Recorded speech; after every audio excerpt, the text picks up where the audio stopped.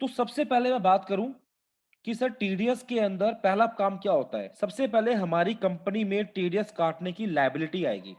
Okay, समझना कि भाई क्या होता है, दो पर्सन होंगे, मिस्टर ए और मिस्टर बी। ठीक है, दो बंदे होंगे हमारे पास, मिस्टर ए और मिस्टर बी। तो भाई एक बंदा सर्विस दे रहा होगा, अगला बंदा सर्विस ले रहा होगा। ठीक है, तो सर इसमें कंसर्न में क्या होगा कि जो सर्विस दे रहा है पर्सन ना, वो टीडीएस काटेगा, या जो सर्विस ले रहा है टीडीएस वो काटेगा। राइट। तो सबसे पहले हमें वो समझना है हु इज द डिडक्टर, यानी टीडीएस के अंदर टीडीएस के पॉइंट ऑफ व्यू से डिडक्टर कौन होगा। ठीक है, मैंने क्या कहा कि सर एक बंदा तो क्या कर रहा होगा, सर्विस देगा, और दूसरा बंदा सर्विस लेगा। तो like as per as the TDS is concern, TDS का मतलब क्या है, टैक्स डिडक्टेड एट सोर्स।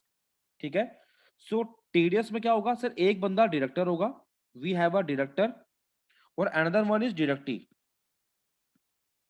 ठीक है, तो जिसका टीडीएस कटता है, जिसका टीडीएस काटोगे ना, उसे हम क्या बोलते हैं, डिडक्टर। ठीक है, और जिसका कटेगा उसे क्या बोलते हैं, हु डिडक्ट्स। ठीक है, तो जो टीडीएस काटता है ना उसे हम क्या बोलते हैं, डिडक्टर। जिसका काटोगे उसे बोलते हैं डिडक्टी। तो टीडीएस के हर सेक्शन में, चाहे वो आपका 192 सेक्शन हो, 194 हो, 190 जे एच आई सी, कोई से भी सेक्शन हो आपके टीडीएस के अंदर, ठीक है, टीडीएस काटने वाला पर्सन हमेशा कौन होगा, पेयर। जो बंदा पेमेंट कर रहा होगा टीडीएस देखना हमेशा वही काटेगा। ओके, सो ये कॉन्सेप्ट तो क्लियर कर लो। कभी डाउट ही मत रहना कि टीडीएस कौन काटेगा, सर मैं काटूंगा, जो मैं बिल भेज रहा हूं वो बंदा टीडीएस काटेगा, या जिसको पेमेंट कर दी वो टीडीएस काट के जमा करेगा। सर टीडीएस हर सेक्शन में जो बंदा पेमेंट कर रहा है, a person who making the amount, who paying the amount, a person who is a pair, mister A में से और मिस्टर बी में से, आप ढूंढ लो मिस्टर ए और मिस्टर बी में से जो बंदा पेयर है, जो बंदा पेमेंट कर रहा है ना, टीडीएस काटने की लायबिलिटी पूरी उसी के ऊपर है। ये कॉन्सेप्ट तो पहले ही क्लियर कर लो आप। ठीक है, अच्छा किसका काटोगे, भाई बी का। तो सर इसको हम ऐसा बोल सकते हैं, कैसा बोल दे भाई, कि सर जो सर्विस रिसीवर होगा, जो सर्विस रिसीवर होगा टीडीएस वो काटेगा। मैंने कहा हाँ जी बोल सकते हैं, क्योंकि सर ये तो सर्विस प्रोवाइडर होगा ना। सर प्रोवाइडर क्यों होगा, मैंने कहा बेटा ये सर्विस देगा अपनी ना, ये सर्विस देगा, ये बंदा इसको पेमेंट करेगा, ऐसे ही तो होगा। तो मिस्टर ए पेमेंट करेगा तो मिस्टर ए की लाइबिलिटी है टीडीएस काटने की। तो इन एज पर ऐसा TDS is concern, so all sections, सभी सेक्शंस में जो रिसीवर बंदा होगा, जो सर्विस ले रहा होगा, जो बंदा पेमेंट कर रहा होगा, आप किसी भी नाम से बुलाओ इसको, किसी भी नाम से, ठीक है, टीडीएस वही काटेगा, ध्यान रखना। ओके, एंड जो प्रोवाइडर होगा उसका टीडीएस कट के उसको मिलेगा। ओके, तो सर ये कॉन्सेप्ट तो हो गया, ये समझ में आ गया कि टीडीएस कौन काटता है, आपने ये बता दिया। अब ये बताओ आगे लायबिलिटी क्या होगी। सर सबसे पहले गवर्नमेंट ने कहा कि जिसको भी टीडीएस पे काम करना है, जिसके ऊपर भी टीडीएस काटने की लायबिलिटी आ गई, जिसके ऊपर भी टीडीएस काटने की लायबिलिटी आ गई, he must have a valid ten number. वो आए हमारे पास और टीडीएस काटने से पहले एक टेन नंबर अप्लाई कर ले, सबसे पहला काम। अच्छा सर एक क्वेश्चन आता है, मान लो मैंने आज एक कंपनी खोली अपनी, सर मैं टेन नंबर अप्लाई कब करूं, आज कर लूं, पहले ही कर लूं एडवांस में, या जब कोई लाइबिलिटी आएगी तब। देखो आज के टाइम पे क्या होता है, जब एक कंपनी फॉर्म होती है ना, आरओसी पे जब जाके आप एमसीए पे फाइलिंग करते हो, कंपनी फॉर्म करते हो एमसीए पे, तो सर उसी टाइम ऑप्शन आता है टेन और पैन का, तो वो हैंड टू हैंड बन जाता है। बट अगर मैं एज पर द लॉ बात करूं, टेन नंबर कब अप्लाई करना चाहिए, sir as per the law जब लाइबिलिटी आएगी, किसी बिल के ऊपर टीडीएस काटने की जब लाइबिलिटी आती है, उसके विद इन 30 डेज में, विद इन 30 डेज आपको टेन अप्लाई कर लेना है। एल्स क्या होगा, मिनिमम 10,000 रुपए की पेनल्टी है इसके अंदर। सो अगर आप नहीं करते तो वी हैव अ कॉन्सिक्वेंसेस। ठीक है, आपको 10,000 रुपए की पेनल्टी पे करनी पड़ती है, ये ध्यान रखिएगा। अच्छा, तो सर हम पहले अप्लाई कर सकते हैं, पहले जब मर्जी अप्लाई कर लो आप, कोई इशू नहीं है।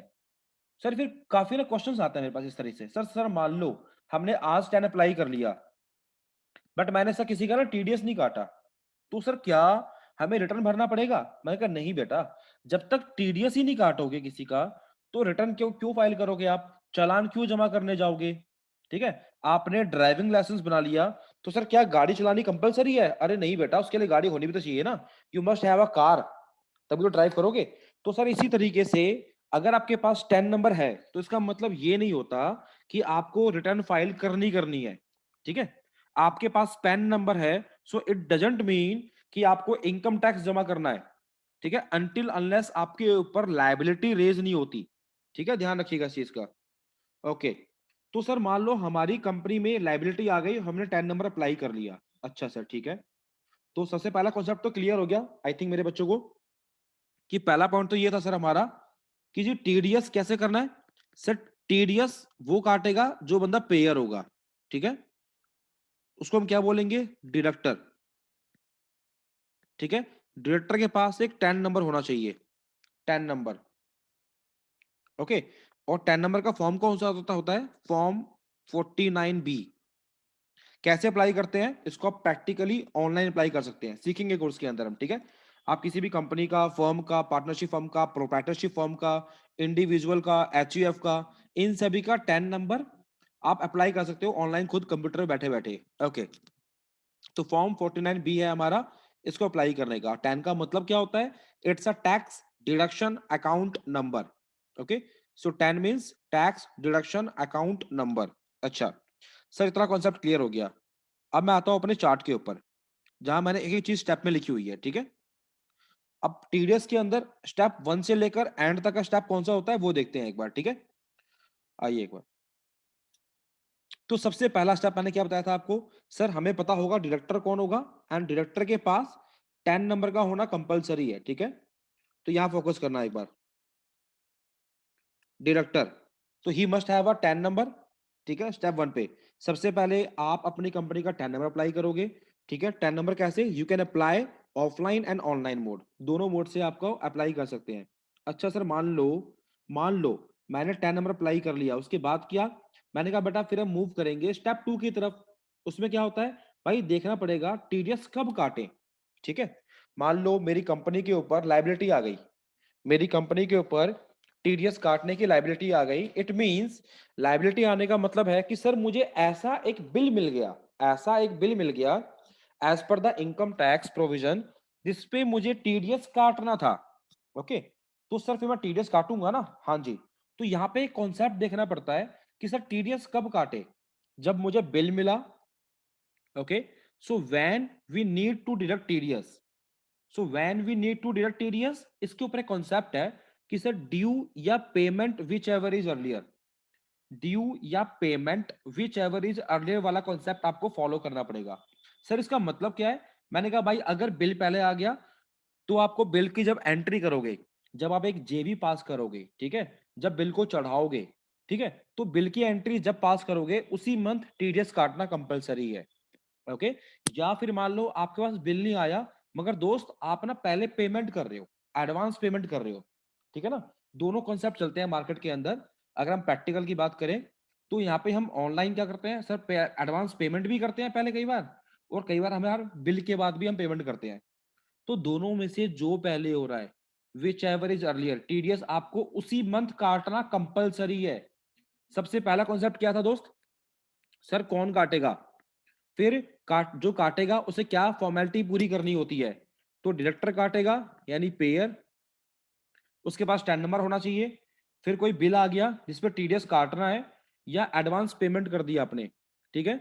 तो दोनों में से जो पहले होगा, which ever is earlier, TDS आपने बुक कर लिया, टीडीएस आपने काट के बुक कर लिया, you deduct the amount and you book the TDS. अब क्या करना है सर, अब बेटा ये करना है उस अमाउंट को जो आपने काटा है टीडीएस गवर्नमेंट के बिहाफ से, ओके, तो उसको जमा करना है, ओके। इसके प्रैक्टिकल पार्ट पे भी आऊंगा, पहले इसको समझते हैं एक बार कॉन्सेप्ट को।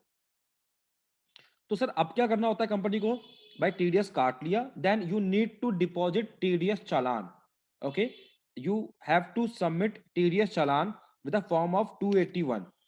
अच्छा, तो सर ये कब करना होता है, मान लो मैंने, आज हमारा दिसंबर का महीना है, मैंने आज किसी का टीडीएस काट के रख लिया, ठीक है। सर पहली बात तो आपने ये भी नहीं बताया हमें कि टीडीएस कौन कौन से बिल पे काटते हैं। अच्छा, वो हम कवर करेंगे अभी। जैसे बहुत सारे सेक्शंस हैं और आप लोगों ने कईयों ने तो सुना भी होगा, टीडीएस ऑन, टीडीएस कटता है हमारा प्रोफेशनल की फीस पे, टेक्निकल की फीस पे, कॉन्ट्रैक्ट पे, रेंट पे, कमीशन पे, इंश्योरेंस के अमाउंट पे, सैलरी पे। तो बहुत सारे सेक्शंस हैं हमारे पास, ठीक है। फॉरेन रेमिटेंस की पेमेंट पे। तो सर उन सभी सेक्शंस पे क्या रूल्स हैं, क्या प्रोविजंस गिवन है, वो सारा पढ़ेंगे विद सेक्शन, ठीक है। बट फिलहाल समझते हैं कि आपके पास कोई बिल आया, आपने टीडीएस काट लिया, तो टीडीएस काटने के बाद क्या करना होता है, उसको कब जमा करना होता है, गवर्नमेंट को पैसे कब दे, जो हमने काट के रख लिया on the behalf of the government, तो उसमें क्या होता है, deposit the TDS amount to the government और the income tax department. Okay sir, कौन से फॉर्म से, भाई फॉर्म नंबर 281, जिसे हम टीडीएस चालान फॉर्म बोलते हैं। सर क्या ये अकेला एक ही फॉर्म होता है, क्या जब भी हम टीडीएस काटेंगे इसी फॉर्म से जमा करेंगे? मैंने कहा 90% इसी फॉर्म से जमा करोगे, 90%। अच्छा सर 10% क्या होता है? भाई 10% ना, कुछ एक सेक्शंस के लिए क्या कर रखा है, कुछ 5-6 सेक्शंस के लिए आपके कुछ फॉर्म्स अलग कर दिए, ठीक है? अच्छा, मतलब उन पर्टिकुलर सेक्शंस के लिए फॉर्म्स अलग है। मैंने कहा हाँ। तो सर वो वाले फॉर्म्स क्यों नहीं लिखे आपने? क्योंकि प्रैक्टिकल लाइफ में आपको मोस्टली फॉर्म्स यही मिलने वाले हैं, ठीक है? हम क्लास के अंदर सारे फॉर्म्स कवर करेंगे, ये वाले भी, और जो 26 क्यूबी है वाले, वो वाले फॉर्म भी, क्यूसी वाले फॉर्म भी कवर करेंगे। बट प्रैक्टिकली आपको कंपनी के अंदर यही फॉर्म मिलने वाले हैं। ओके? अच्छा। तो डिपॉजिट करेंगे क्या, टीडीएस अमाउंट को, ठीक है? कौन से वाले फॉर्म से, 281 से। इसके अलावा और भी फॉर्म्स होते हैं, 26 क्यूसी, 26 क्यूबी, वो पर्टिकुलर उस रेलिवेंट सेक्शंस के लिए होगा। This is the uniform form जो सबके लिए सेम है, ठीक है? अच्छा सर, कब जमा करते हैं? मैंने कहा मंथली करते हैं, यानी आपने टीडीएस काटा किसी का, तो उसको every month you need to deposit. जिस मंथ टीडीएस काटोगे, प्लीज लिसन मी केयरफुली, जिस मंथ बेटा टीडीएस काटोगे ना, उसे अगले महीने की 7 तारीख को टीडीएस जमा करना कंपलसरी है। ओके? तो जिस मंथ काटोगे, उससे अगले महीने की 7 तारीख को टीडीएस पे करना है। तो हमें तीसरा स्टेप ये फॉलो करना पड़ता है। Okay? So we already covered step 1, ठीक है, जहां पे who is the deductor and उसे कौन सी फॉर्मेलिटी पूरी करनी होती है, फिर टीडीएस कब काटना है, which is the step number 2, we covered. Now step 3, TDS काट के आपको क्या करना है सर, सबमिट करना है। सबमिट कैसे? जिसे हम टीडीएस चालान बोलते हैं। टीडीएस चालान का मतलब क्या है आपका, अमाउंट डिपॉजिट करना। ओके? टीडीएस चालान मींस जो काटा वो जमा करो। कैसे सर जमा कर दे? मैंने कहा भाई मंथली जमा होगा, जिस मंथ काटा। सर एग्जांपल दो। मैंने कहा मान लो आपने काटा किसी का टीडीएस 1 अप्रैल से लेकर 30 अप्रैल तक, तो गवर्नमेंट बोलती है भाई इस महीने, इट मींस अप्रैल के महीने में आपने अगर किसी का टीडीएस काटा है, ओके, तो you need to deposit on or before 7th May. So 7th May is the last date for the April month TDS. Okay? तो अगर आपने अप्रैल के महीने में किसी का टीडीएस काटा है दोस्त, तो आपको 7th मई तक उसको फाइल जमा करना कंपलसरी है। इसके बाद करेंगे, कर सकते हैं, बट आपको कुछ उसके कॉन्सिक्वेंसेस फेस करने पड़ते हैं, आपको इंटरेस्ट पे करना पड़ता है। इसी तरीके से अगर आपने किसी का मई में टीडीएस काटा, तो आपको 7 जून तक पे करना है। जून में काटा 7 जुलाई, जुलाई में काटा 7 अगस्त, अगस्त में काटा 7 सितंबर, एंड सो ऑन। तो उसको आप आगे मूव करेंगे, ठीक है? But in the month of March, अगर आपने किसी का टीडीएस मार्च के महीने में काटा, तो उसको जमा करने के लिए गवर्नमेंट आपको एक्स्ट्रा टाइम देती है। तो अगर आपने किसी का टीडीएस 1 मार्च से लेकर 31 मार्च तक काटा, तो you can submit the TDS challan for the March month by the date of 30 April. ठीक है? तो ये ध्यान रखिएगा। तो यानी कि सर मार्च के मंथ में क्या हो गया, सर मार्च के मंथ में हमें एक थोड़ा टाइम एक्स्ट्रा मिल गया, बोल सकते हो ड्यू टू द क्लोजिंग्स, ठीक है, बुक्स क्लोज होते हैं इसलिए, तो गवर्नमेंट आप पे बर्डन नहीं डालती। खैर, तो ये आपका कौन सा कॉन्सेप्ट था जहां पे हम टीडीएस चालान जमा कर रहे हैं, ठीक है? अब आगे देखो एक बार। अब सर चालान जमा कर दिया, अब भी कोई हमारे पास लाइबिलिटी बचती है क्या? हाँ। स्टेप नंबर 3 करने के बाद गवर्नमेंट बोलती है सर, अगर आप स्टेप नंबर 3 फॉलो करने में फेल हो गए, तो यू नीड टू पे इंटरेस्ट एज वेल। ओके? तो अच्छा सर, स्टेप नंबर 4 क्या हो गया? अगर आप लेट करते हो जमा, late deposit of TDS challan, late deposit of TDS challan, अगर आपने मान लो जो भी डेट बताई हुई है उसके ऊपर टीडीएस जमा टाइम पे नहीं करते, 7 तारीख तक नहीं करते, तो क्या होगा सर? उस केस में an interest will be levied on the deductor hands. Okay? कितना सर? मैंने कहा भाई 1.5%, अच्छा एक मिनट, 1.5% पर मंथ या पार्ट ऑफ मंथ, ठीक है? Please follow this word, 1.5% per month या पार्ट ऑफ मंथ। अच्छा, इतना इंटरेस्ट लगता है? मैंने कहा हाँ जी। सर ये पर मंथ का मतलब तो समझ में आ गया, ये पार्ट ऑफ मंथ का मतलब क्या है? मैंने कहा भाई पार्ट ऑफ मंथ का मतलब ये है कि अगर आप एक दिन भी लेट हो गए, अगर आप एक दिन भी लेट हो गए, तो पूरा महीना काउंट होगा। इट मींस टीडीएस जो इंटरेस्ट निकालते हैं ना हम चालान के ऊपर, वो डेज वाइज नहीं निकालते। As per as the GST is concern, वहां पे डेज के अकॉर्डिंग चलता है। ₹20 पर दिन, ठीक है। तो यहाँ पे क्या होगा सर, डेज के अकॉर्डिंग फाइल नहीं होता, यहाँ पूरे महीने का इंटरेस्ट लगता है। ये आपके इनकम टैक्स के प्रोविजन में गिवन है। Okay, and TDS is a part of the income tax, तो यहाँ भी सेम रूल एप्लीकेबल होता है कि 1.5% पर मंथ या फिर पार्ट ऑफ मंथ, एक दिन भी लेट तो पूरे महीने का इंटरेस्ट लैबी होगा, ठीक है। तो ध्यान रखिएगा। अच्छा, तो सर क्या आप इसके ऊपर हमें वो करवाएंगे, प्रैक्टिस क्वेश्चंस करवाएंगे, असाइनमेंट्स देंगे? मैंने कहा आपको हर एक टॉपिक के ऊपर असाइनमेंट्स मिलेगा मेरे यहाँ से। ये तो अभी हमें एक समराइज वे में समझ रहे हैं, टीडीएस के सारे स्टेप्स फॉलो कर रहे हैं, फिर इसके ऊपर असाइनमेंट्स भी मिलेंगे आपको एंड प्रैक्टिस शीट्स भी मिलेगी, इस पर बेस पे आप खुद भी प्रैक्टिस करके अपनी कमांड जो है थोड़ी और अच्छी कर सकते हैं। आइए आगे मूव करते हैं एक बार। तो सर हमें ये समझ में आ गया, अगर आपने टीडीएस चालान लेट जमा किया तो आपके ऊपर इंटरेस्ट लेवी हो जाएगा। अगर आपने टाइम पे जमा कर दिया फिर क्या होगा? अगर आपने दोस्त टाइम पे जमा कर दिया ना, तो आप जाएंगे फिर टीडीएस रिटर्न की तरफ, ठीक है। So you need to follow step number 5। तो स्टेप नंबर 5 क्या होगा सर? File TDS return. अच्छा, तो सर टीडीएस रिटर्न के अंदर दो कॉन्सेप्ट हैं, एक तो 24Q और एक 26Q। सर दो रिटर्न के फॉर्म, मैंने कहा हाँ जी। इसमें ना दो ब्रेकअप कर दो, टीडीएस के अंदर दो पार्ट हो जाते हैं, टीडीएस ऑन सैलरी और TDS on non salary. TDS on salary and TDS on non salary, ठीक है। तो अगर आपने दोस्त काटा है किसी का टीडीएस सैलरी के ऊपर, ठीक है, तो उसकी रिटर्न भरोगे 24Q से। और टीडीएस ऑन नॉन सैलरी का मतलब सैलरी के अलावा किसी और सेक्शंस पे टीडीएस काटा है, प्रोफेशनल पे, टेक्निकल पे, रेंट पे, कमीशन पे, ठीक है, तो उस पे किस पे भरोगे? 26Q से भरोगे। तो we have a two return forms, okay, for as per as the TDS return is concern, तो उसके अकॉर्डिंग हम फाइल करते हैं। अब सर डेट क्या होती है इनकी, मैं डेट पे आते हैं एक बार। तो सबसे पहले तो ये समझो, जाति रिटर्न कब है? क्वार्टरली। चालान जमा कब होता है? मंथली। चालान का मतलब क्या होता है? Amount deposit. रिटर्न का मतलब क्या होता है? सर अमाउंट तो वहां पे कर दिया हमने, यहाँ पे हम क्या देंगे? हिसाब देंगे इनको, गवर्नमेंट को, कि सर मैंने किस पर्सन का टीडीएस काटा था, कितने का बिल आया था, किस डेट पे बिल आया था, उसके ऊपर मैंने किस रेट से टीडीएस काटा, वो सब कुछ मेंशन करते हैं हम रिटर्न के अंदर। So challan means you simply go to the website and deposit the amount to the government account, खत्म। एंड रिटर्न की बात करें तो it means a detailed information you need to submit, okay. एक पूरा आप हिसाब दे रहे हो गवर्नमेंट को कि सर इन पर्सन का मेरे पास बिल आया था, मैंने इन सेक्शंस के अंदर इस रेट से टीडीएस काट के आपको जमा कर दिया एज पर द लॉ। तो रिटर्न के अंदर ये होता है हिसाब हमारा, ठीक है। तो हम चालान के अंदर ना कभी भी देखना, आप अगर आप लोगों से किसी ने काम किया हो तो हम चालान के अंदर कभी भी डिडक्टी की इंफॉर्मेशन फिल नहीं करते। हम सिंपली जाते हैं, अपना 10 नंबर डालते हैं और फ्री हो जाते हैं, जमा करके आ गया अमाउंट। बट इसके अंदर टीडीएस रिटर्न के अंदर we need to submit all the details, ठीक है, कि किसका काटा, कौन काटेगा, सब कुछ आएगा इसके अंदर। तो सर टीडीएस रिटर्न जमा कब होती है? मैंने कहा क्वार्टरली जमा होती है बेटा, क्वार्टरली, ठीक है। तो क्वार्टरली जमा होती है सर, कोई क्वार्टरली का कोई हिसाब, कोई डेट सर? मैंने कहा हाँ जी डेट है बेटा, डेट है बेटा। क्वार्टरली में क्या, अगर क्वार्टर 1 होगा, कौन सा? अप्रैल मई जून का, ठीक है। सो उसकी टीडीएस की रिटर्न की डेट क्या होगी? 31 जुलाई, ठीक है।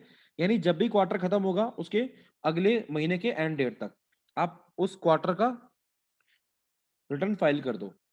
क्वार्टर 2 के अंदर 31 अक्टूबर, क्वार्टर 3 के अंदर जैन, और क्वार्टर 4 के अंदर 30 मई। सर यहाँ पे मार्च के बाद तो मंथ अप्रैल का आता है ना? मैंने कहा बेटा अप्रैल का तो आता है, बट अगर आपको याद हो कि मार्च मंथ का चालान जमा होता है हमारा 30 अप्रैल तक, तो यहाँ पे हम रिटर्न की डेट नहीं दे सकते, इसलिए गवर्नमेंट आपको यहाँ पे एक महीना और एक्स्ट्रा देती है। 30 अप्रैल तक चालान जमा कर दो और 30 मई तक आप वो फाइल कर दो। यहाँ पे 31 में कर लेना डेट को, ठीक है। तो 31 मई तक अपनी रिटर्न फाइल कर दो इस तरीके से। तो आपको यहाँ पे हर एक डेट पे क्या है सर, आपको दिन एक्स्ट्रा दिया गया है, ठीक है। आपको एक एक महीने का टाइम मिल जाएगा एक्स्ट्रा, क्योंकि आपने जून का चालान जमा कर दिया होगा 7 जुलाई तक, ठीक है। मई का जमा कर दिया होगा सर 7 जून तक, अप्रैल का 7 मई तक। आपने ऑलरेडी इन मंथ के चालान जमा कर दिए। नाउ इसको यहाँ पे हिसाब दो उसका, कि किस किस पर्सन का टीडीएस काट के आपने जमा किया। तो this is about the TDS return, कि आप इन डेट्स पे टीडीएस रिटर्न को सबमिट करोगे। अच्छा, अगर सब जमा करने में लेट हो गए तो, अगर जमा करने में टीडीएस रिटर्न को लेट हो गए तो क्या होगा सर? कॉन्सिक्वेंसेस फिर से आ जाएंगे। क्या भाई? आपके ऊपर लेट फीस लेवी हो जाएगी, ठीक है। यानी मैं स्टेप नंबर 6 की बात कर रहा हूं, अगर आप लेट हो गए टीडीएस चालान जमा करने में लेट हुए तो हमने वहां पे क्या भरा था, इंटरेस्ट। अगर मैं बात करूं, अगर आप टीडीएस रिटर्न फाइल करने में लेट हो गए, आप इन डेट्स पे नहीं जा रहे जमा करने के लिए, तो आपके ऊपर लेट फीस लगती है। ठीक है, कितनी लगती है सर, 200 पर डे। ठीक है, 200 per day, but maximum up to TDS amount उस क्वार्टर के अंदर। यानी मान लो आपने इस क्वार्टर का आपने रिटर्न फाइल करना है, आप जा रहे हो लेट से 20 सितंबर को इस क्वार्टर का फाइल करने, लेट हो गए ना, तो 200 रुपए पर डे के हिसाब से इंटरेस्ट लेट फीस निकाल लो। बट लेट फीस कभी भी एक्सीड नहीं होती, किससे, इस महीने आपने जितना भी चालान जमा किया था उससे। ठीक है ना, will I provide you the cases दूंगा इसके अंदर में, हम केस के थ्रू और अच्छा समझेंगे। ठीक है, अच्छा सर, रिटर्न लेट जमा कर दी तो लेट फीस लग गई। इसके बाद क्या होता है, अगर मान लो हमने जमा कर दिया, now I file the return, ठीक है, लेट हुआ तो मैं लेट फीस भी दे दी, अगर नहीं हुआ तो वैसे जमा कर दिया विदाउट लेट फीस। तो इसके बाद भी एक कॉन्सेप्ट है जिसमें हमें टीडीएस सर्टिफिकेट इशू करना पड़ता है। ठीक है, तो ये प्रैक्टिकली समझेंगे, टीडीएस सर्टिफिकेट हम प्रैक्टिकली गवर्नमेंट की साइट से, यानी ट्रेसेस की वेबसाइट से कैसे डाउनलोड करते हैं। ठीक है, टीडीएस सीपीसी की वेबसाइट से कैसे इसको हम डाउनलोड करते हैं वो भी देखेंगे। तो सर इसके अंदर भी दो फॉर्म होते हैं, कैसे फॉर्म सर, मान लो अगर आपने टीडीएस काटा सैलरी के ऊपर तो उसका सर्टिफिकेट फॉर्म होगा 16। अगर आपने टीडीएस काटा सैलरी के अलावा किसी और सेक्शन पे, उसका होगा 16A। तो सर जनरली क्या होता है, दो सर्टिफिकेट फॉर्म होंगे, TDS on salary certificate form 16, TDS on non salary other than salary certificate form number 16A। But इसके अलावा और भी फॉर्म्स हैं कुछ सेक्शंस के लिए, पर्टिकुलर सेक्शंस के लिए। ठीक है, जैसे 16B, 16C, 16D, ये सेक्शंस, ये फॉर्म्स भी हमारे एग्जिस्टेंस करते हैं टीडीएस के अंदर, उसको भी हम समझेंगे क्लास के अंदर। ठीक है, तो सर इसको देने की कोई डेट होती है, इश्यू करने का कोई डेट भी होता है क्या, मैंने कहा हाँ बिल्कुल। जैसे आपने चालान जमा किया उसकी डेट थी, जैसे आपने रिटर्न फाइल किया उसकी डेट है, तो we have a due date as well for the TDS certificate also.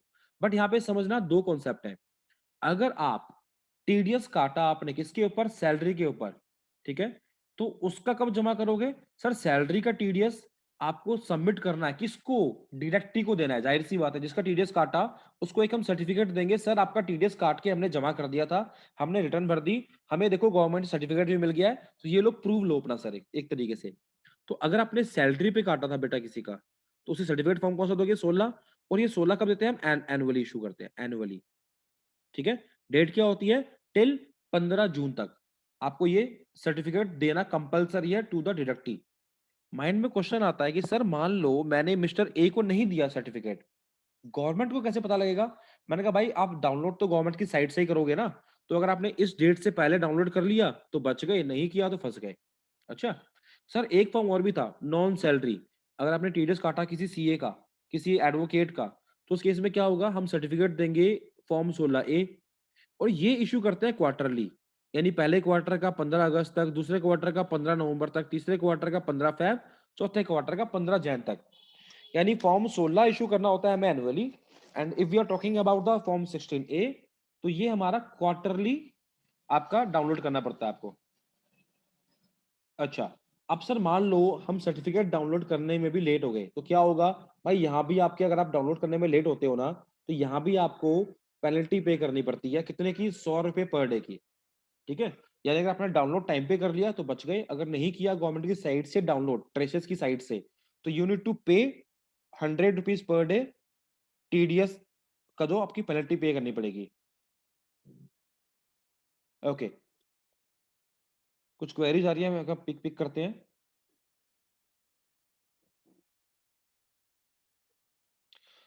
Harsha Jain is saying director is one who is giving services, right right right, जो services is one who is giving services, no, director is person who is receiving the services. Okay, let me clear the thing. Suppose if you are a CA, chartered accountant, and you are providing a services to a company, okay, तो CA क्या हो गया sir, CA हो गया service provider, जो अपनी services दे रहा है। Okay, and we are talking about the company, तो कंपनी इज सर्विस रिसीवर, जो कि सीए की सर्विसेज अवेल कर रही है, ले रही है। ठीक है, तो सर इसमें से क्या होगा, सीए इसको बिल इशू करेगा कि सर मेरी कंपनी सर्विसेज दे दी, आप मुझे पेमेंट कर दो। कंपनी क्या करेगी, इसको पेमेंट कर देगी, पेमेंट रिलीज कर देगी, राइट। एंड टीडीएस में क्या कॉन्सेप्ट है बेटा, कि जो पर्सन पेमेंट कर रहा है टीडीएस वो काटेगा। ओके, सो हु, जो पेमेंट कौन कर रहा है इसमें से? सर ये कंपनी पेमेंट कर रही है, तो नाउ है company is a deductor, it means service receiver is a deductor. Okay, तो ध्यान रखिएगा। एंड इसके ऊपर सारी लाइबिलिटी आ गई, इसके ऊपर सारी लाइबिलिटी आएगी कौन सी? ये जो भी मैंने स्टेप्स पढ़ाए आपको भी। ओके, ये सारी लाइबिलिटी, स्टेप 1 की लाइबिलिटी 10 अप्लाई करने की, टीडीएस काटने की, टीडीएस चालान जमा करने की, अगर लेट हो गया तो इंटरेस्ट भरने की, TDS return download, TDS return file करने की, अगर टीडीएस रिटर्न फाइल करने में लेट हो गए आप तो उसको उसके ऊपर पेनल्टी पे करने की, ठीक है, बेसिकली लेट फीस देने की, फिर टीडीएस सर्टिफिकेट डाउनलोड करने का, अगर आपने रिटर्न गलत भर दी तो उस रिटर्न को रिवाइज करने के लिए, ठीक है, ये सारे कॉन्सेप्ट जो है ना, ये सारी चीजें, ये सब कुछ उसको देना पड़ेगा, किसको? डायरेक्टर को बेसिकली, ठीक है, जो बंदा पेमेंट कर रहा है। ध्यान रखिएगा, सीए का कुछ भी नहीं है यहाँ पे, इसको पैसे कट के मिल जाएंगे और ये अपना इनकम टैक्स में से उसको रिफंड क्लेम कर लेगा या फिर सेट ऑफ कर लेगा अपने इनकम टैक्स के पेएबल अमाउंट से, वो भी देखेंगे हम, ठीक है। Vishakha is saying sir form 16 और 16A दोनों की पेनल्टी सेम है। हाँ जी, दोनों के लिए पेनल्टी बिल्कुल सेम है। और ध्यान रखिएगा, पेनल्टी कभी भी टीडीएस अमाउंट से ऊपर नहीं जाती। उस पर्टिकुलर क्वार्टर के अंदर अपने जितना भी अमाउंट जमा किया था टीडीएस का, उसके ऊपर नहीं जाता पेनल्टी, चाहे रिटर्न की बात करूं या आपका, मैं आपके इंटरेस्ट की सर्टिफिकेट की बात करूं। सर ये फाइल मैं आपको सेंड कर दूंगा, रिकॉर्डिंग्स भी मिल जाएगी, नो इशू। आपके जो उसमें, आप मुझे ऐसा कर लीजिए, एक बार मुझे अपना नाम और व्हाट्सएप नंबर ड्रॉप कर दो यहाँ पे, मैं आप सभी के साथ रिकॉर्डिंग शेयर कर दूंगा। ओके, तो जिनके भी नंबर आ चुके होंगे मेरे पास इस चैट बॉक्स में, मैं उनको साथ शेयर कर दूंगा ये नोट्स भी एंड वीडियो भी, ठीक है, क्लास की। So don't you worry about that. And जो रहते हैं वो मुझे डाल देना चैट बॉक्स पे या फिर नंबर पे व्हाट्सएप कर देना, ठीक है। चलिए, तो सर बेसिकली अभी तक हमने क्या देखा? सर हमने समझ लिया कि किस तरीके से हम, सर ये टीडीएस के अंदर वर्क करते हैं, ठीक है। तो ये सेम आपको सारे की सारी activity as per the consultancy होगी आपकी, अपनी क्लाइंट्स होंगे तो भी सेम काम करना है आपने, अगर जॉब पे हो तो भी सेम काम करना है, ठीक है। डिपेंड करता है कितनी पावर दी गई है आपको सीनियर की ओर से, बट एक्टिविटी इतनी करनी होती है। इसके अलावा भी हमारे पास कुछ एक्टिविटी होती है, जैसे हमें कुछ फॉर्म्स होते हैं, form 13, form 15G, form 15H, ये सारे इशू करने होते हैं। तो ये कैसे इशू करते हैं, ठीक है। So this part is also covered कि हम कैसे क्लाइंटों के फॉर्म्स इशू करते हैं, ठीक है। फॉर्म 15CA हो गया आपका, फॉर्म 15CB हो गया आपका, ये सारा भी समझेंगे एक बार हम कि ये कैसे हम इशू करते हैं। फॉरेन रेमिटेंस का बहुत बड़ा रोल है इसके अंदर, ठीक है। फॉरेन रेमिटेंस की पेमेंट में टीडीएस कैसे काटते हैं, उनको जमा कैसे करेंगे, ये सारी बातें इसमें आ जाएंगी आपकी, ठीक है। तो बेसिक से 10 नंबर अप्लाई करने से लेकर, ठीक है, 10 नंबर अप्लाई करने से लेकर टीडीएस रिटर्न को भरने तक, उसको रिवाइज करने तक, सर्टिफिकेट इशू करने का पार्ट, ये सब कुछ हम समझेंगे गवर्नमेंट के सॉफ्टवेयर से भी कि हम कैसे फाइल कर सकते हैं। क्या कोई ऐसा सॉफ्टवेयर है जिसके थ्रू मैं अपने क्लाइंट्स का फाइल कर दूं एंड मुझे कोई बाय ना करना पड़े software basically. Okay, and sir ऐसा कुछ कि मैं टीडीएस रिटर्न को रिवाइज भी कर पाऊं, ठीक है। और एक आपको मैं प्राइवेट सॉफ्टवेयर से भी सिखाऊंगा, किसी अपने कंपनी का सॉफ्टवेयर लेके, तो उसके ऊपर भी सीखेंगे कि हम प्राइवेट सॉफ्टवेयर के थ्रू कितनी इजीली फाइल कर सकते हैं in compare, as compare to the government software, ठीक है। चलिए, तो सर मैं बात करूं कि अगर मैं सर देखूं, सर टीडीएस की साइट कौन कौन सी साइट्स पे हमें काम करना पड़ता है।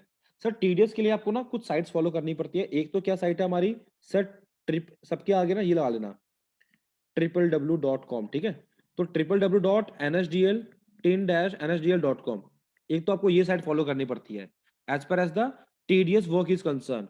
दूसरा हमें काम करना पड़ता है ट्रेसेस की वेबसाइट पे, ठीक है, जिसको बोलते हैं हम tdscpc.gov.in। सर तीसरी साइट होती है हमारी कौन सी, इनकम टैक्स की साइट। सर इनकम टैक्स की साइट से टीडीएस का क्या मतलब है? मैंने कहा बेटा टीडीएस की रिटर्न को भरने के बाद ना आपको उसका अपलोड करना पड़ता है फॉर्म, जो रिटर्न के बाद हमें रिसिप्ट मिलती है, तो रिसिप्ट को अपलोड करना पड़ता है बेसिकली हमें, ठीक है। तो सर वो .fvu की फाइल होती है जो कि हमें अपलोड करनी होती है। उसको अपलोड करने के दो तरीके हैं, एक तो आप जाके 10 सेंटर्स पे जमा कर दो, जैसे अलंकित वाले, कार्वी वाले हैं अपने, ठीक है, या फिर आप खुद जाके इनकम टैक्स की वेबसाइट से, ठीक है, वहां पे जाके खुद अपलोड कर दो अपना डीएससी लगा के। तो ये कैसे करते हैं, ये सारे एक्टिविटी समझेंगे, तीनों साइट्स पे हमें कैसे काम करना पड़ता है, ठीक है। तो ये सारी एक्टिविटी आएंगी। चालान जमा करना सर बहुत सिंपल सा फॉर्म है, कुछ है ही नहीं इसमें, देखो एक बार ध्यान से। सबसे पहला कॉन्सेप्ट कौन सा हमारा, टीडीएस की साइट पे जाना, tin-nsdl.com। ठीक है, इस साइट पे जब जाओगे आप, तो ये कुछ मैसेज आएंगे, इसको पढ़ लेना एक बार बेसिकली। कुछ पॉपअप्स होते हैं, गवर्नमेंट की नोटिफिकेशंस होती हैं, कुछ इस पर आ जाएंगी। ठीक है, तो यहाँ पे जाने के बाद आपको क्लिक करना है सर्विसेज पे।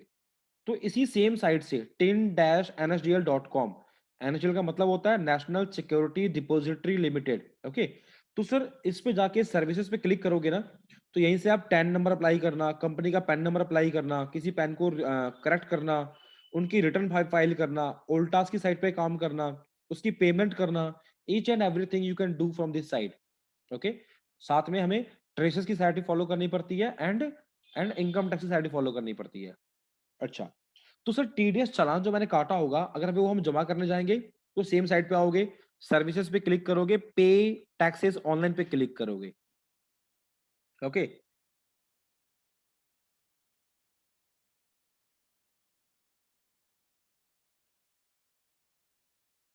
आई डोंट नो, कल से साइट शायद सभी कोई भी आप बच्चे अभी सफर कर रहे होगे, कल से नेट की स्पीड बहुत स्लो हो गई है शायद। कल शायद गूगल का सॉफ्टवेयर, जीमेल का सॉफ्टवेयर भी काफी सर्वर डाउन था उसका। चलिए, तो सर यहाँ पे आ गया हमारे पास 281 फॉर्म, जो कि आपको मैंने बताया था। इसके अलावा और भी फॉर्म्स है हमारे पास, और भी फॉर्म्स है इसके पास हमारे पास, ठीक है, जिसके बेस पे हम टीडीएस का चालान फाइल करते हैं, जैसे 26 QB, 26 QC। ठीक है, तो ये सारे के सारे फॉर्म्स हैं, 26 QD। ठीक है, इनके इनके से इससे भी हम टीडीएस चालान फाइल करते हैं, बट ये सारे पर्टिकुलर सेक्शंस के लिए ही है।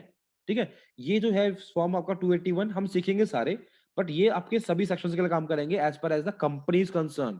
ठीक है, आपको डे टू डे लाइफ में 90% ये फॉर्म मिलने वाला है। तो क्लिक करोगे प्रोसीड पे, यहाँ पे कौन सा फॉर्म है सर, अगर आपको एडवांस टैक्स जमा करना है, या अपने सेल्फ असेसमेंट टैक्स जमा करना है, जिसे हम इनकम टैक्स बोलते हैं जनरल लाइफ में, उसका फॉर्म कौन सा होता है, 280। तो 281 for the TDS and 280 for the income tax, for the self assessment और फॉर द एडवांस बोथ।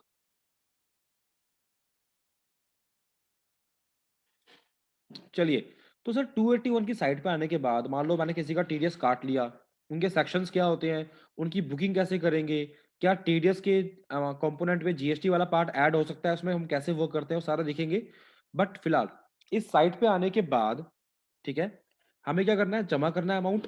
तो सर मान लो मैंने किसी सीए का टीडीएस काट लिया, अब क्या करूंगा, टीडीएस फाइल करने बैठूंगा, तो मुझसे पूछेगा यहाँ पे कंपनी का जमा करने आए हो भाई या नॉन कंपनी का, मतलब मैं तो कौन हूँ भाई, टीडीएस जमा करने वाला बंदा कौन होता है बच्चों, डायरेक्टर।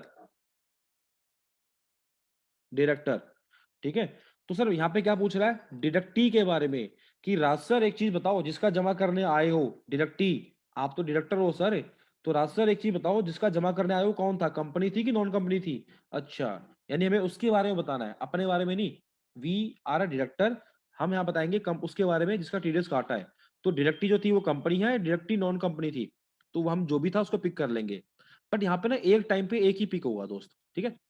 तो आपको पता होगा सिंगल टाइम पे हम एक का ही जमा कर पाते हैं, अगर हमने एक महीने के अंदर इन सिंगल मंथ, अगर हमने दो बंदे का टीडीएस काटा, एक कंपनी का भी नॉन कंपनी का भी, तो we need to separate challan जमा करना पड़ता है, we need to deposit to चालान।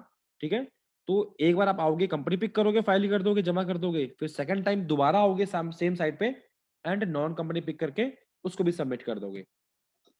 तो separate challan should be deposit for each company and non company directly. अच्छा, सर यहाँ पे क्या पूछ रहा है, भाई पेमेंट कौन सी वाली कर रहे हो राज सर, 200 वाली या 400 वाली। सर मतलब क्या है इसका, मतलब हमने कोई आपको इनकम टैक्स का नोटिस भेजा था क्या, वो जमा करने बैठे हो, नहीं सर नहीं। अगर वो जमा कर रहे हो 400 पिक करोगे। जब भी आपके पास कोई डिमांड आएगा, कहां से, डिपार्टमेंट से, ये ऑप्शन तभी पिक करना है आपने, कौन से वाला, ये 400 वाला। इसके अलावा कुछ भी पे कर रहे हो आप, आपने टीडीएस काटा वो जमा करना है आपने, आपने इंटरेस्ट पे करना है, पेनल्टी भरनी है, लेट फीस भरनी है, आपने खुद निकाल के भरनी है, डिपार्टमेंट नहीं बोल रहा आपको। ठीक है, डिपार्टमेंट से कुछ लेटर आया, ठीक है, कोई आपको इनकम टैक्स डिपार्टमेंट से लव लेटर मिल गया, लव लेटर मतलब कोई नोटिस आ गया, और आप उसके अकॉर्डिंगली पे करने जा रहे हो, देन यू नीड टू पे थ्रू 400 कोड। इसके अलावा हर चीज में आपको 200 ही पिक करना है। अच्छा सर, सर हमारे माइंड में एक बात आ रही है, मान लो हम जब काम करने बैठे थे ना, तो खो गए थे हम काम करते करते, एंड उसमें क्या हुआ, हमने गलती से ये पिक कर लिया सर। सर क्या ये ठीक हो सकता है, ये भी देखेंगे। क्या चालान जो हम भर देते हैं एक बार, क्या वो करेक्ट होते हैं या नहीं होते, हम जो रिटर्न फाइल कर देते हैं वो ठीक होता है कि नहीं होता, ये पार्ट भी देखेंगे। How can we revise the challan and return, ठीक है। आपने नाम सुना होगा, कौन सा फाइल डाउनलोड कर लो, सॉफ्टवेयर पे खोल लो, कैसे करते हैं वो भी देखेंगे एक बार। इसकी कंप्यूटेशन कैसे बनती है वो भी समझेंगे।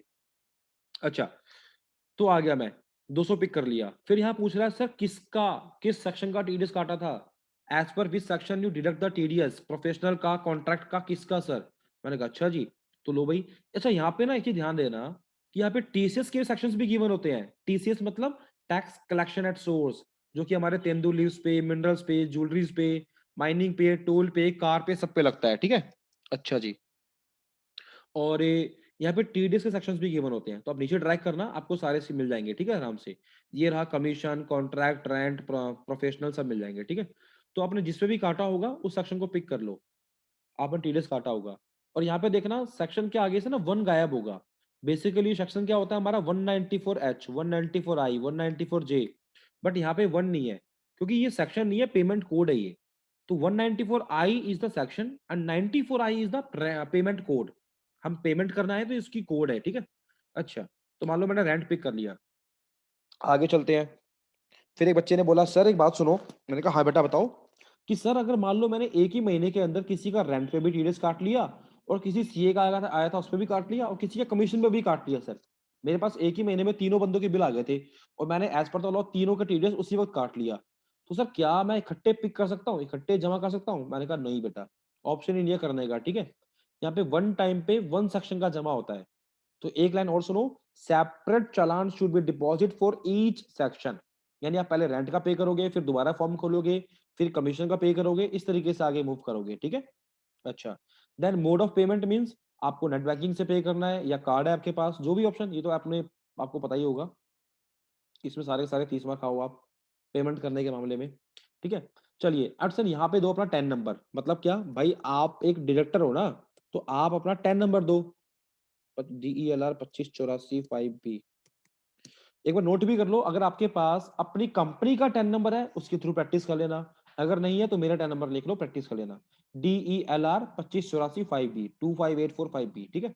अच्छा, ये 10 नंबर सर डायरेक्टरी का नहीं हो सकता। मैंने कहा बेटा यहाँ पे डायरेक्टरी का 10 नंबर क्यों होगा, डायरेक्टर 10 नंबर अप्लाई करेगा ना, डायरेक्टरी क्यों हो जाएगा 10 अप्लाई करने के लिए भाई, आपका 10 नंबर पूछ रहा है, ठीक है।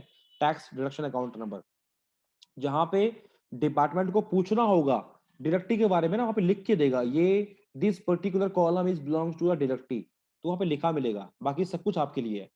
अच्छा, अब बताओ असेसमेंट ईयर क्या होता है भाई, मतलब जो साल चल रहा है उससे अगला साल।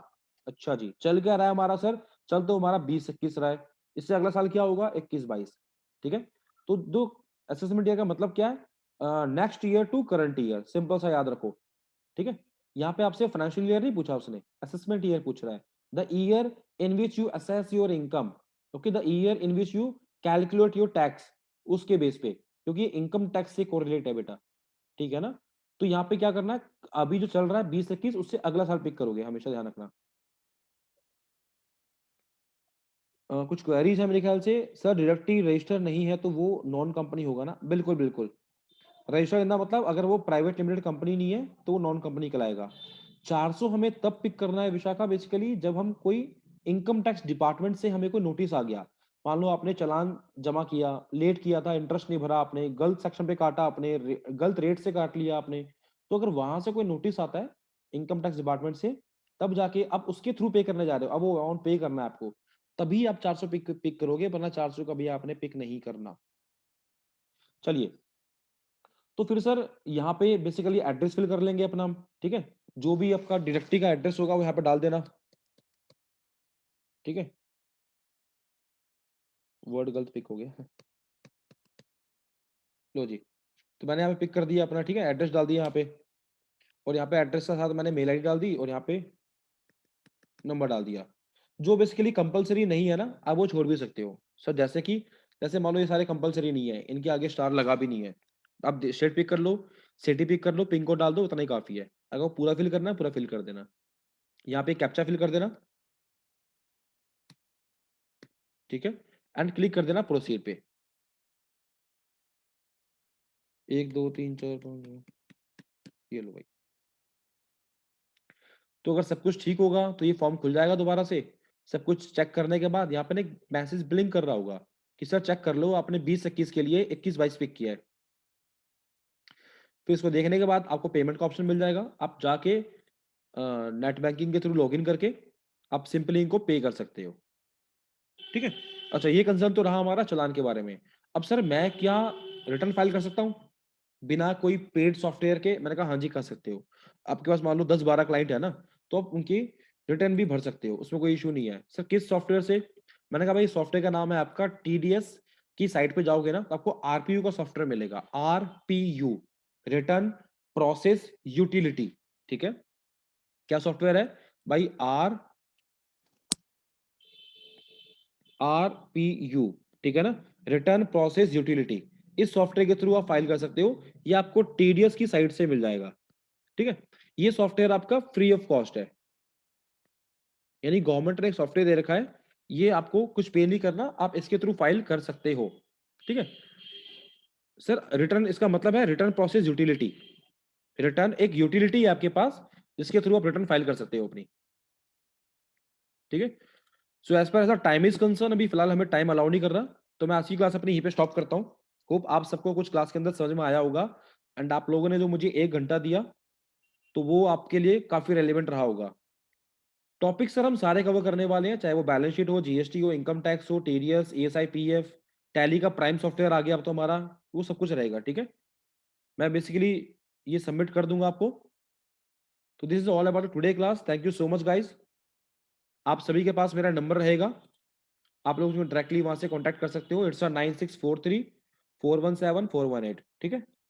एंड कोई क्वेरी होती है प्लीज डायरेक्टली मुझे कॉल या व्हाट्सएप कर लीजिएगा, हम बात कर लेंगे यहाँ पे। सर आपको मैं कोर्स कंटेंट व्हाट्सएप कर दूंगा, डोंट यू वरी। पूरा कोर्स कंटेंट जो भी है मेरा आपको मैं शेयर कर दूंगा, उसके थ्रू देख लीजिएगा आप। ठीक है? थैंक यू बच्चों।